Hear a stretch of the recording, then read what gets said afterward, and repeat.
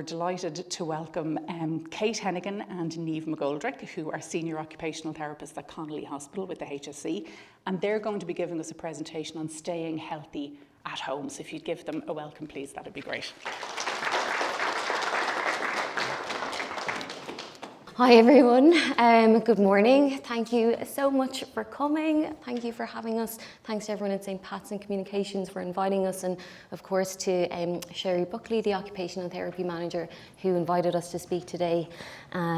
So I guess today is all about maximising your functional potential, and what we're going to go through really is, I'd like to start off by asking, I know, if anyone in the room, do they want to share what they want for themselves as they get older?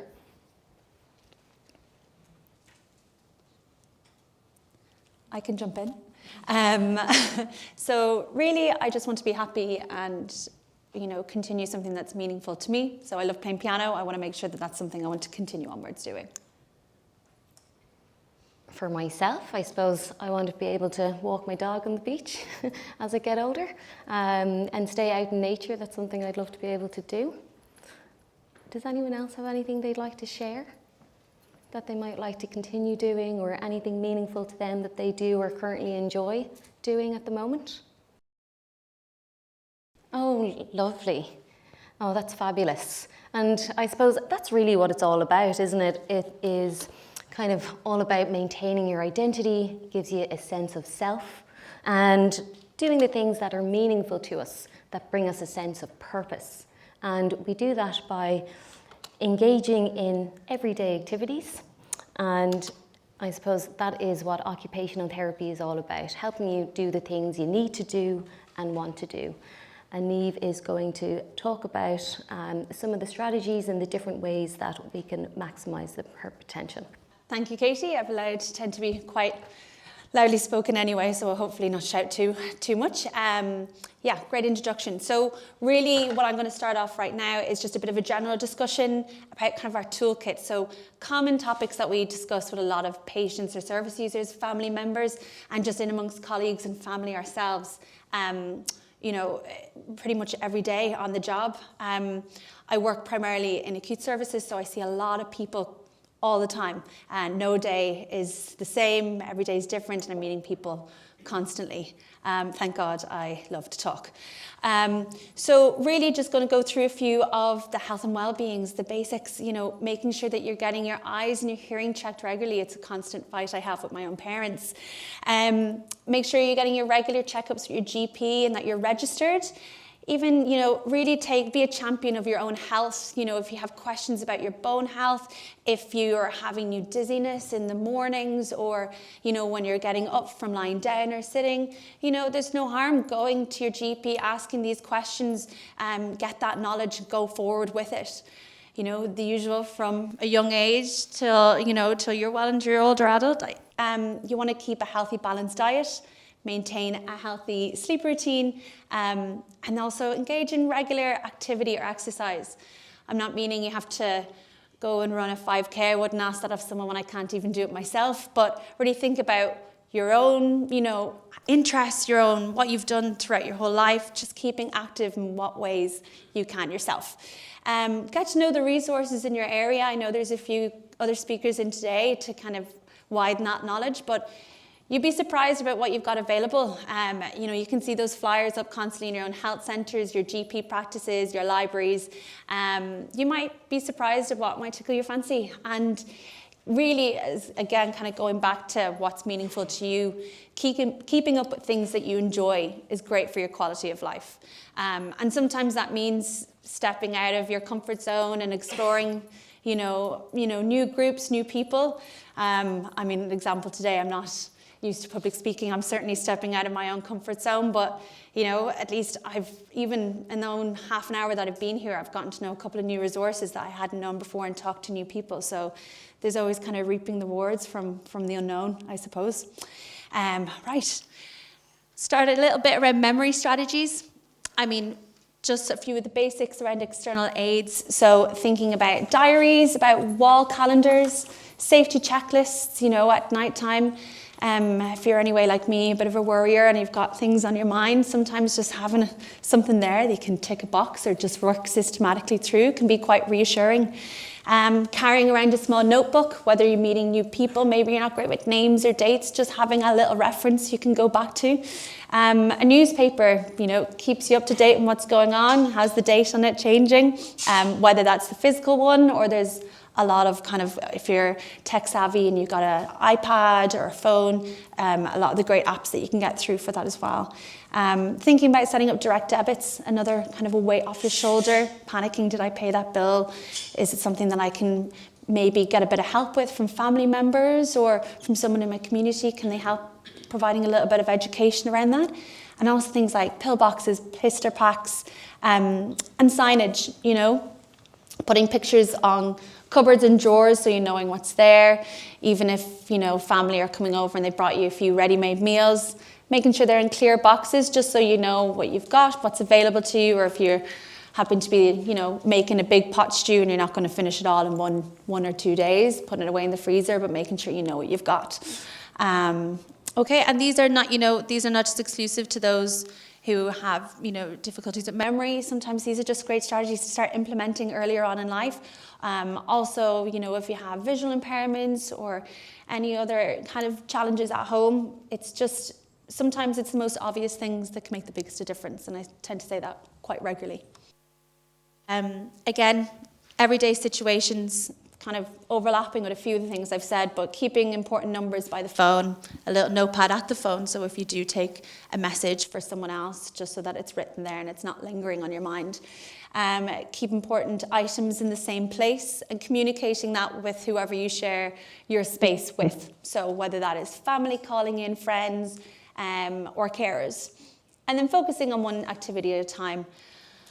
I tend to have 100 thoughts going through my head in any given moment, and kind of being present in what I'm doing can be quite difficult, and it's all of that is, through practice and work, but really kind of being present and working on that going forward can be very helpful. Okay, all right. Talk a little bit about energy conservation. Okay, so this can be helpful for anyone if you've got a busy schedule or if you have difficulties with fatigue or breathlessness. I mean, going around the 3 Ps. So you're prioritizing, you're planning, and you're pacing. Okay? So prioritize, try to think about going back to what's the most important things for you to do in that day, in that week, in that month, and eliminate those that are necessary, and, receive assistance from others with tasks, whether that is, in a workplace, or whether you're part of a community group and you're one of the chairpersons, or you're just a part of a team or involvement. It's really linking in with those around you. You don't always need to do everything, and often enough you'd be surprised about who's around you that would love to help.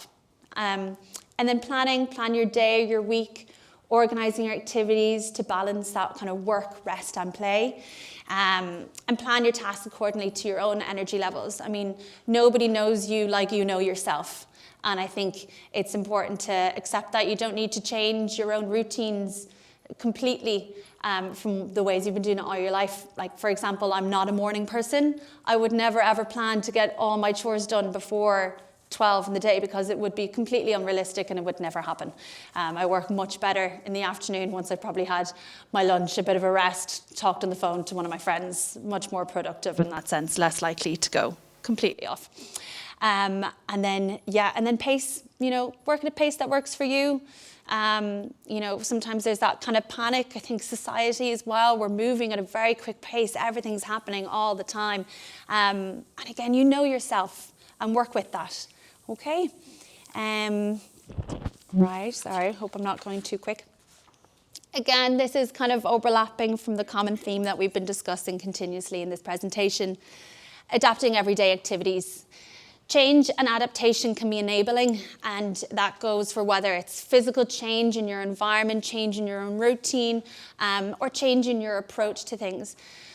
We often do one thing one way our entire life, and suddenly creating that change can be daunting, but you know, it's not taking away from independence. And I say this to people all the time, that whether it's me giving them a new piece of equipment to use in the house, or maybe to say to them, well, maybe actually let your family help out with getting the shopping, or go with them instead of going yourself. And it's not in any way to take away, it's a way to enable for you to do the things that are, and going back again to what's important and continuing that for longer.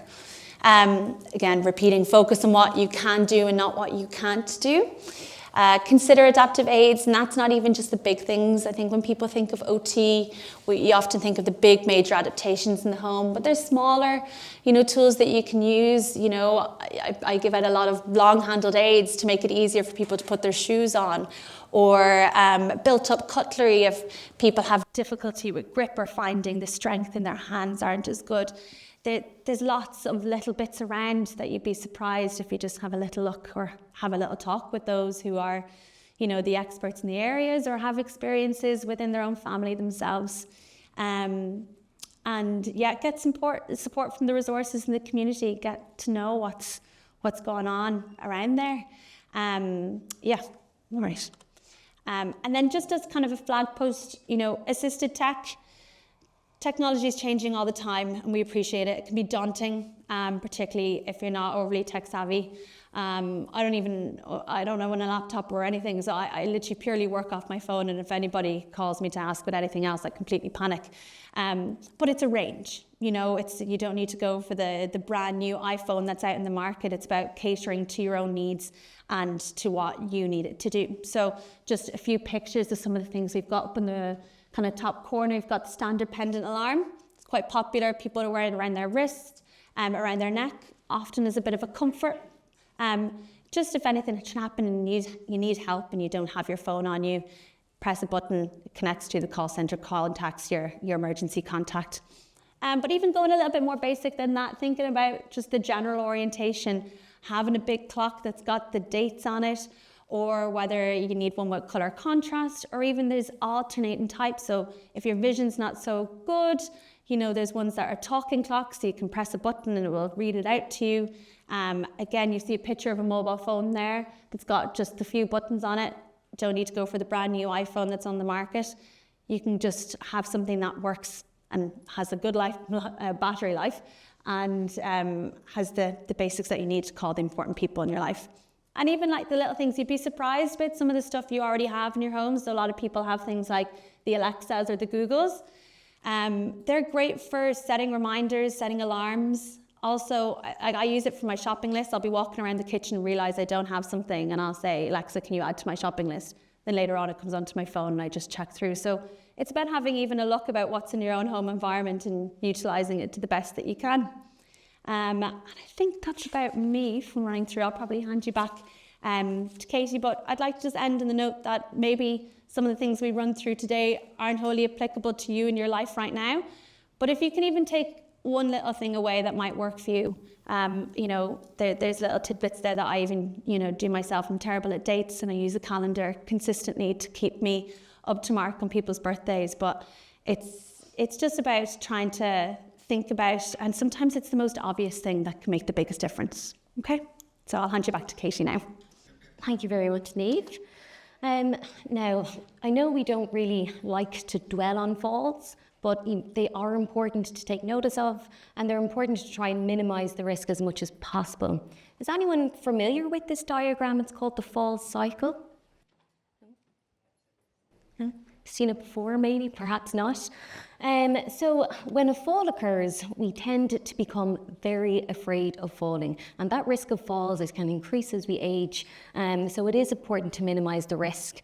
And when we become afraid of falling, we tend to stay away from doing the activities that we do every day. So by doing that, we reduce our activity levels. And as we reduce our activity levels, our health can decline. So, you know, our muscle strength can decrease, our balance can decrease, our coordination, all of which are very important for falls prevention. And by doing so, the cycle increases again, where you're at an increased risk of falling. But the good news is you can break the cycle, and that's by continuing to do what you do every day, engaging in those activities and incorporating exercise into your daily activities as well. Exercise is useful in that it maintains your physical ability, maintains your strength, your fitness, improves your performance, and supports your well-being as well, all of which helps to reduce that risk of falls. And in regards to other risk factors as well, there's a variety of risk factors within the home that we may not even realise. But there's a lot of positive changes that we can make to the house to maintain the independence that we have. So I know there's a lot on this slide, and I'll just go through some of the main points. And I guess one thing is being really aware of your surroundings. So it's really important to have a clear walkway, and you can do that by minimising clutter around the house or reorganising furniture in a different place that doesn't impede on your walkway or limit your access or spaces to parts of the home that you have. And you can remove trip hazards as well, such as the trailing wires that you may have around the house or loose rugs or mats. So I know it's like some people may have rugs that they're very fond of, sentimental value, but you may want to consider if the rugs are curling up at the corners or if the ends are frayed. You may want to consider even moving it to a different part of the house that doesn't impede the walkway, or removing it altogether. And keeping the house well lit is really important as well. You want to make sure the stairs are easily marked. You might want to consider getting a second stair rail in just for your own confidence and adding a little bit of support. And footwear as well is also very important. So you want to make sure that your shoes have a good sole and a good back on them. I guess working in a hospital, we are used to people coming in with backless slippers and all sorts like that. So, having a good shoe wherever you are is very, very important. And I mentioned lighting in the home earlier, and not only is that important to minimise the risk of falls, to see where you're going, it's important because it helps you to engage in all the leisure activities that you enjoy doing. And you want to optimise the natural daylight as well. And if you get up to the bathroom a lot at night, you want to make sure there's a hall or a light on in the hall, or if the light in the hallway that affects your sleep, the automatic sensor lights are usually quite good as well. So it just automatically turns on. And, as we're getting into these winter months, I don't know if you spend a lot of time in the one room, it's amazing how quickly you adapt to the light in the room. So it becomes quite dark. So even going back to what Niamh said, building on those healthy routines, and not only for meaningful activities, but also for safety as well. So you may want to start building that routine and having it become automatic where you turn the lights on early in the winter. Because it's amazing when you sit in the dark for a while and then you get up to try and do something and it's hard to see. And just back to kitchen safety, making sure that I suppose you check your smoke alarm and the carbon monoxide alarm, if you have one. Maybe you want to test the battery, make sure that actually works, and making sure that you can see your hot and your cold taps clearly. Other things would be making sure that things are within reach. So you don't have to bend down, overreach, compromising balance. Or if you're in any way concerned around your memory or concentration at all, you can get a gas valve that can be shut off. So you can only use gas or within a certain period of time. Or if you're finding the kettle really heavy to lift, you can use a lightweight travel kettle, similar to the ones that you get in the hotel, if you do find your own kettle to be getting quite heavy. And I guess making sure that you check the dates. That is easier said than done, but making sure you do that. And of course, in the bathroom, just making sure the fittings in the bathroom are simple, easy to operate, ones that you're familiar with. And you may want to consider getting adaptive aids. I know Niamh touched on that a little bit earlier. Things that you can get in the bathroom that you may or may not find useful, I suppose, are if you find your toilet is quite low, you can get a raised seat for the toilet, or you can get grab rails and pop them into the shower if you feel in any way unsteady, or if you're anxious in the shower. You can also get a stool or a chair, or if you're nervous about getting into the bath, you can get a bath lift that brings you right down into the bath and up again, or a board that sits across the bath. You may want to link in with your occupational therapist or get a referral from your GP for an occupational therapist, and they can do an assessment of the house and advise you on the different types of equipment that you might find useful. If you do find like getting in and out of the bath, in and out of the shower, or on and off the toilet, if those transfers are becoming in any way challenging.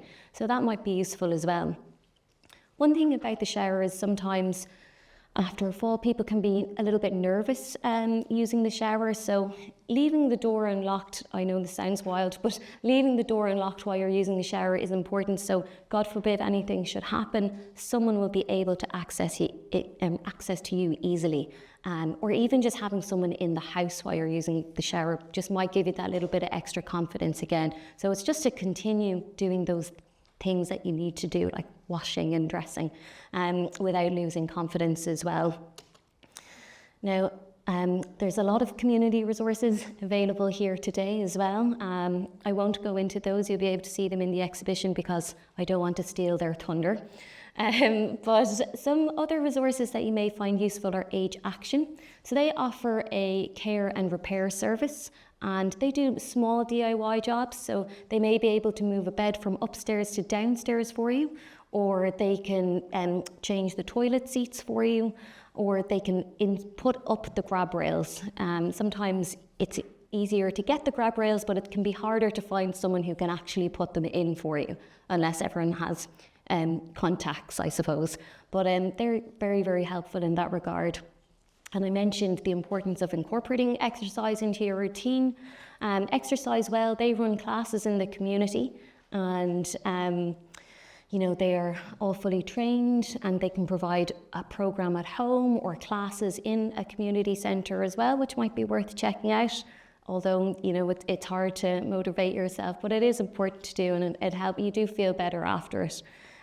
Local social clubs that are available, and we have the men's sheds as well. So men's sheds are really good in, I suppose, the services that they offer. I guess men would all get together, and it could be carpentry or gardening or other things to do in the community. And I guess what they say is the most useful tool that they have in their shed is the kettle. So anything for a bit of tea, a cup of tea and a chat never does any harm. And day centres may be worth checking out as well, and Alone. So Alone is another organisation, and it offers befriending services. If you are in any way interested around assistive tech and getting it set up, they can offer a service like that as well. I guess there's a whole range of services out there in the community, and your local library may be a good place to start trying to see what other things are available, or your newsagent as well. I often find there's lots of different leaflets on there, but really, I suppose it's all about keeping yourself active, keep doing the things that you enjoy doing, and making sure that you're, getting out and socialising, because it's very, very important to keep the brain healthy as well. Social interaction is a huge part of that. Thank you for listening, everyone. Hopefully no one's asleep.